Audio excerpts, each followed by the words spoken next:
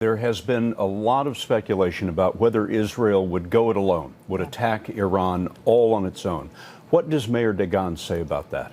Well, he thinks it's a mistake generally to make it an Israeli-Iranian issue. And what he really would like to happen is Israel sits back and the Americans do it for the Israelis. World War III. Assalamu alaikum guys, and welcome to Small to Jannah. To Jannah. I love you guys have requested this, and I can honestly appreciate why. Heartbreak in the upper ranks of the Iranian military at the official announcement of the death of Major General Qasem Soleimani. For Iran's Supreme Leader Ayatollah Ali Khamenei, Soleimani was a trusted confidant, a member of his inner circle, and he warned there will be revenge. Friday morning, I'm sure most people are minding their own business, and then boom, on Twitter, World War III starts trending. Iran starts trending. First of all, some of you guys watching, you probably don't even know the significance of Iran in the first place.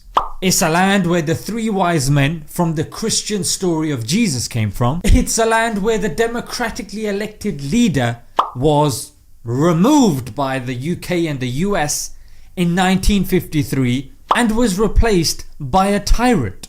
All because the guy just wanted to nationalize the oil. Okay, now let's look at the facts, yeah? Compare the US with Iran now and see who the aggressor looks like if you put them both side to side.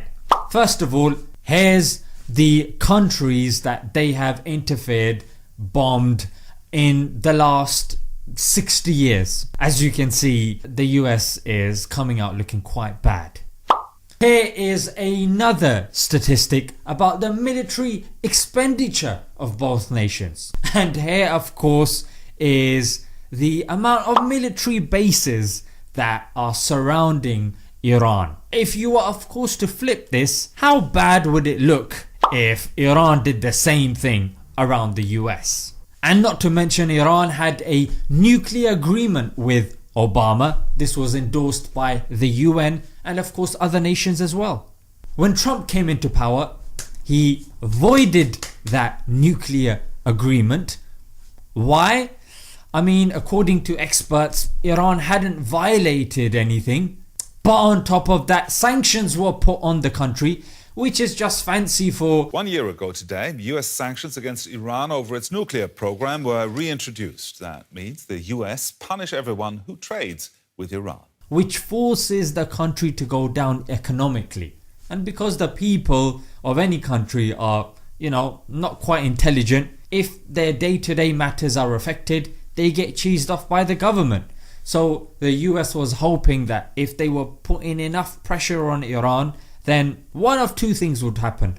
Either the own people would revolt against the leadership, or the government would be forced to come back on the agreement table and accept unfair conditions. Okay, so why has the US attacked them?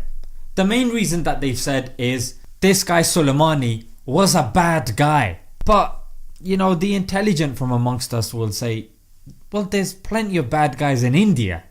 And there's also bad guys in China. Does that mean you're going to get involved in those countries? Of course not. Trump of course said that We took action last night to stop a war.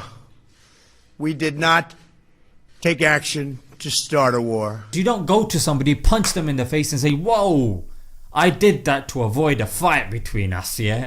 And considering this guy is the second most influential person in Iran, and here is a prominent place in Iran, and those guys are now lifting this flag, and this flag indicates revenge. Now of course Iran has promised revenge, but the US knowing this has threatened Iran again and said, hey, if you try retaliate, we've got 52 of your sites in our vision and we're gonna sort them out as well. Alright, so we know what the reasons are not. The media's clearly going to be pushing its rhetoric. I mean, here's a tweet from one of their main guys somehow making the link to 9/11.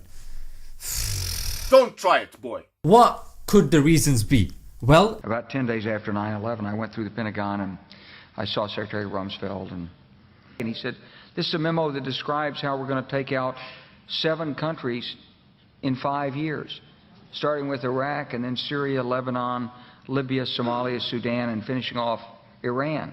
another reason is Saudi clearly wants to destabilize Iran because the growing influence of Iran, and Saudi doesn't want that. Israel, of course, wants destabilization there as well. And everything should be done to prevent Iran, the world's most dangerous regime. Straight after the attack took place, lo and behold, the only one to publicly show their support to the US was Israel.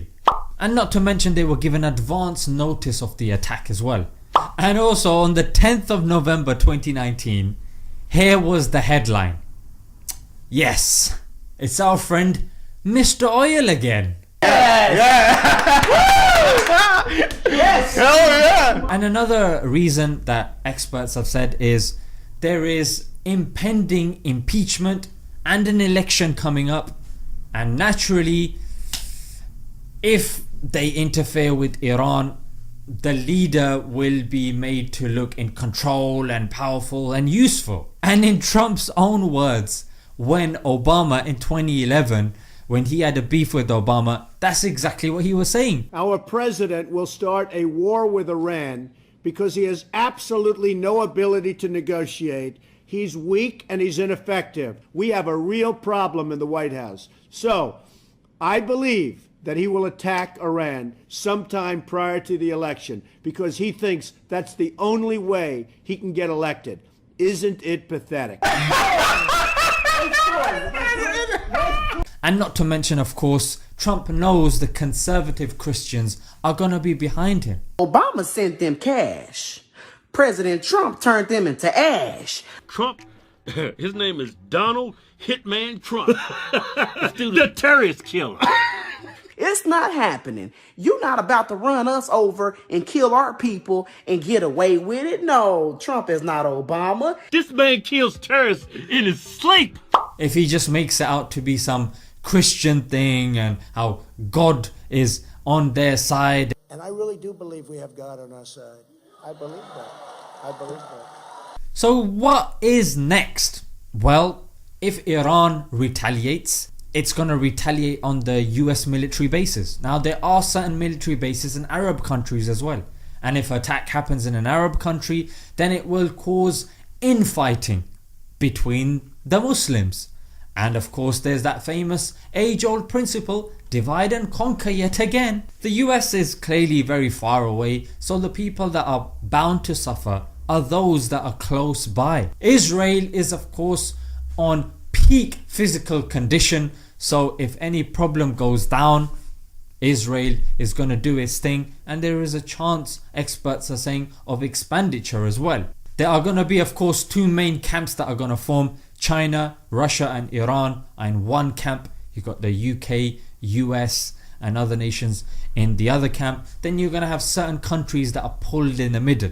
Yeah, like you got Turkey, you got Pakistan. So yeah, it is not looking too good, frankly. Alright guys, I'm going to leave it right there. Let me know in the comments what you guys have found out, and until next time, Assalamu alaikum.